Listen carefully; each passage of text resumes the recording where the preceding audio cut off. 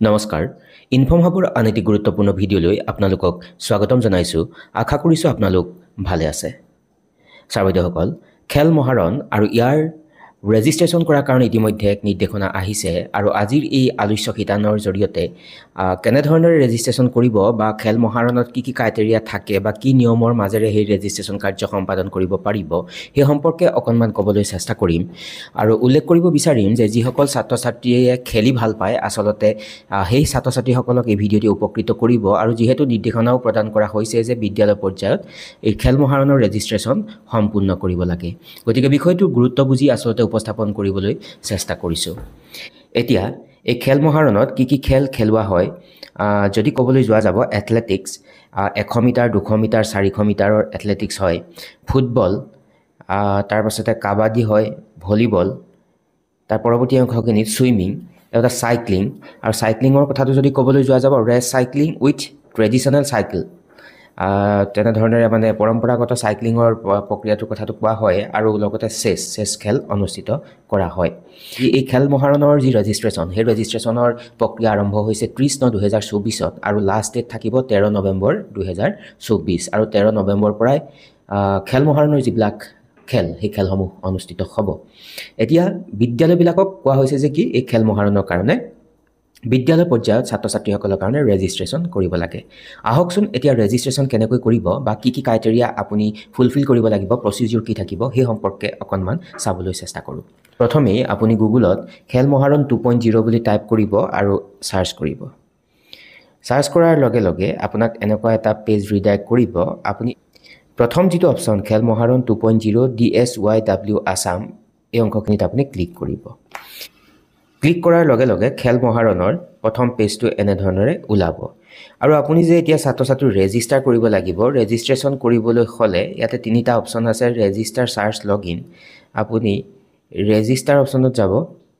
register অপশ্যনত click কৰাৰ লগে লগে টাৰ্মছ এণ্ড কণ্ডিশ্যনৰ কথাটো আহি পৰিছে আৰু এই অংশখিনিত লিখিছে please read carefully before proceeding guideline তাৰ পাছৰ এই অংশখিনিত লিখিছে যে আবেদনকাৰীয়ে সঠিক জিলা LOC GP DCDC ইত্যাদি বাছনি কৰিব লাগিব অনুগ্ৰহ কৰি সংশ্লিষ্ট জিলা ক্ৰিয়া বিষয়াৰ সৈতে যোগাযোগ কৰক তাৰ পৰৱৰ্তী অংশত উল্লেখ কৰিছে যে please provide A valid mobile number without a valid mobile number registration may be subject to cancellation অৰ্থাৎ এটা ভেলিড মোবাইল নাম্বাৰ বাধ্যতামূলকভাৱে প্ৰয়োজন হ'ব আৰু যদি এটা ভেলিড মোবাইল নাম্বাৰ নাথাকিব তেতিয়াহ'লে ৰেজিষ্ট্ৰেশ্যনত কি হ'ব কেঞ্চেলো হ'ব পাৰে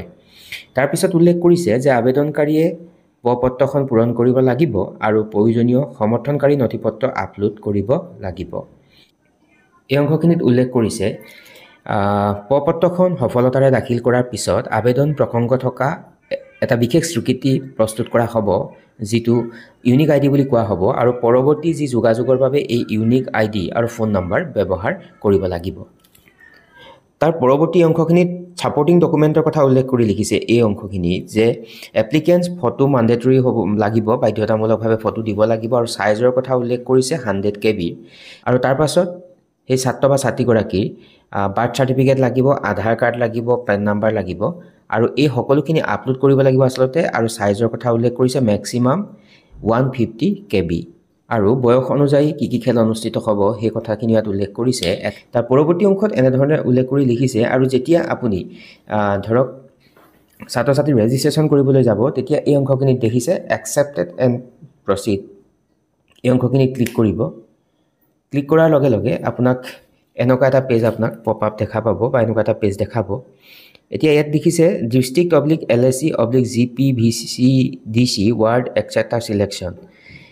প্ৰথমতে এই অংশখিনিত 10টা ডিজিটৰ মোবাইল নাম্বাৰটো এণ্টাৰ কৰিব লাগিব তলত উল্লেখ কৰি দিছে কিন্তু মন কৰিব without valid mobile number the registration may be liable to cancellation তাৰ পাছতে এই অংশখিনিত ডিষ্ট্ৰিক্টৰ নামটো লিখিব তাৰ পাছতে ইয়াত কনষ্টিটুৱেঞ্চি নাম সিলেক্ট GPVCDC ৱাৰ্ড এক্সেট্ৰাৰ ইয়াত ভৰাব লাগিব তাৰ পাছতে date of birth of the participant অৰ্থাৎ সেই খেলুৱৈজন বা ছাত্ৰ বা ছাত্ৰীগৰাকীৰ ইয়াত যিটো আপোনাৰ ডেট অফ বাৰ্থ ভৰাব লাগিব তাৰ পাছতে প্ৰচিড কৰি দিব লাগিব প্ৰচিড কৰি দিলে ঠিক তেনেধৰণে কণ্টিনিউ কৰি থাকিলে আপুনি এই যি আপোনাৰ অনলাইন ৰেজিষ্ট্ৰেশ্যন এই ৰেজিষ্ট্ৰেশ্যনটো আপুনি কৰিব পাৰিব গতিকে ছাৰ বাইদেউসকল এনেকৈ আপুনি আপোনাৰ বিদ্যালয়ৰ ছাত্ৰ ছাত্ৰীসকলৰ ৰেজিষ্ট্ৰেশ্যন খেল মহাৰণৰ কাৰণে আপুনি কৰিব পাৰিব আৰু আমাৰ বহুতো ছাত্ৰ ছাত্ৰীৰ স্কিল আছে খেল খেলিবলৈ ভাল পায় আমি দেখিছোঁ গতিকে সেই ছাত্ৰ ছাত্ৰীসকলৰ যি প্ৰতিভা সেই প্ৰতিভা বিকাশ কৰাত ই নিশ্চয়কৈ সহায় কৰিব আৰু আচল কথা ক'বলৈ গ'লে ইয়াৰ প্ৰধান উদ্দেশ্যটো হ'ল খেল মহাৰণৰ যে ছাত্ৰ ছাত্ৰীসকলৰ মাজত খেলসুলভ যি মনোভাৱ আছে বহু ছাত্ৰ ছাত্ৰীৰ সেই মনোভাৱক বিকাশ কৰাৰ কাৰণে ব্যৱস্থা গ্ৰহণ কৰা হয় গতিকে বিষয়টো অতি গুৰুত্বপূৰ্ণ আৰু সেই উদ্দেশ্য আগত ৰাখি উপস্থাপন কৰিবলৈ চেষ্টা কৰিলোঁ আৰু আশা কৰিছোঁ ভিডিঅ'টি আপোনালোকক উপকৃত কৰিব আৰু সকলোৱে যাতে বিষয়টো অৱগত হয় তাৰ প্ৰতি লক্ষ্য ৰাখি যদি সম্ভৱ হয় আগলৈ শ্বেয়াৰ কৰিবলৈ নাপাহৰিব সকলো ভালে থাকিব নমস্কাৰ টেক কেয়াৰ